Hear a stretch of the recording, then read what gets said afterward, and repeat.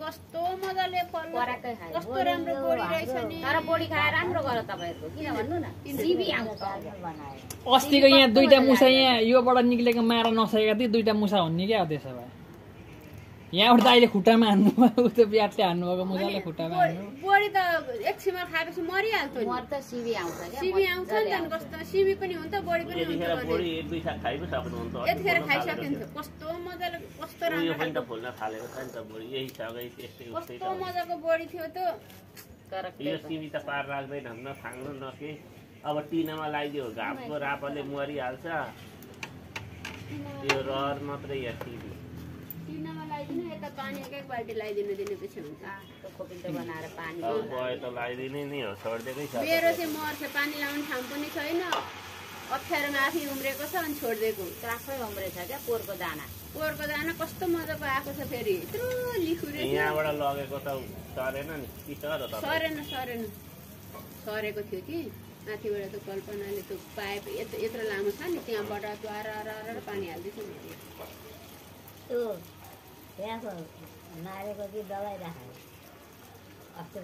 मारेको यतो त मार्नु हिजो नि तान्दैन त्यहाँबाट माथिबाट आउँदैन मुसा भन्दा ठुलो छेकारी काटेर मारेको सानो थियो त कहाँ मारेको दाइको दोकान दोकानभित्र यत्रो थियो बिरालोको बच्चा हुन अलिक ठुलो खालको बिरालो भएको भन्दै हुन्थ्यो बिरालोले भएको बिरालो हेरेन अनि एक दिन त माथि पिन डाङडाङ र डुङडुङ गर्ने तपाईँको कहाँ के कपी काटे के काटेको छ है अलि सबै उयो हेर्नु आमालाई बेलुका राति बत्ती बालिदिउँ न भनेको आमाले पर्दैन नि बाँकी नि भन्दैन मैले राति 3 दिन निभाइदिएको थिएँ बच्चा बनायो भने त हलचल नगरिकन बस्छ नि त कपडा काटेर त्यही त के काटो होला भन्नु दबाई चाहिँ हालिरहनु नि 2-3 दिनमा खाँदैन लाउँछु भनेको यहाँ दोकानमा गनाउँछ भनेर नलाएको यो तिहारमा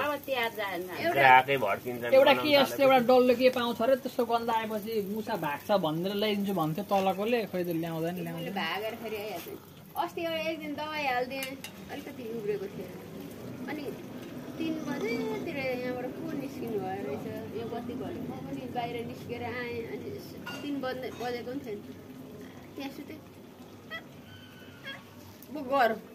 के रहेछ भने ताउती हेरे फेरि तिमीहरू पलङको छेउमा गर्छु यत्र मुसो खाएछ सास जान उक्लेको भएछ त्यसलाई प्लास्टिकले यस्तो प्लास्टिकभित्र हात हालेर च्याप्पो पक्रेर त्यही प्लास्टिकको चेप्पो पारेर बा कता बनाउन छ भने त्यसरी बाहिर निकाल्दै यत्र मुसो यो भित्र गल्लाको यो ऱ्याकभित्र 3टा बच्चा पारेका थिए यहाँ ल्याएर दुईटा त भागिहाले उता मार्न सक्नु भएन दाइले मैले पनि सकेन अनि बच्चा मजाले पो फुल्यो त कस्तो कमलो छ आगै भएको छैन दाउरै नभएर रोटी मजाले फुल्छ आगै भएको छैन अझै काँडा मजाले आएको छैन नि दाउरा अब भएन छ नि त उ चाहिँ एउटा मुनिबाट सट्टै झिकेर ल्याएर यहाँ यो काट्दिनु यो अचानक पनि भएन नकेको त्यही काट्दिनु त गोलो वरिपरि दाउरा त यहाँ छँदैछ नि त्यही हाल्दिन बलेन त्यही त चिसा पानी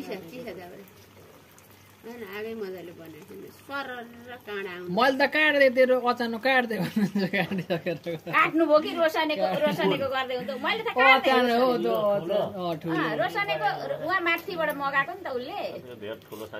मैले खासमा चाहिँ यो काठको खोपेर थाल बनाउनलाई ल्याएको थिएँ त बिचमा फुटेको रहेछ हुँदैन भने अन्त त्यतिकै छोडिदिएको थियो त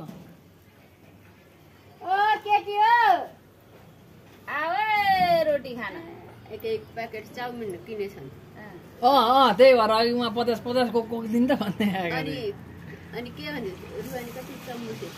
ऊ अघि छ र भने पड्काइहाल्छ नि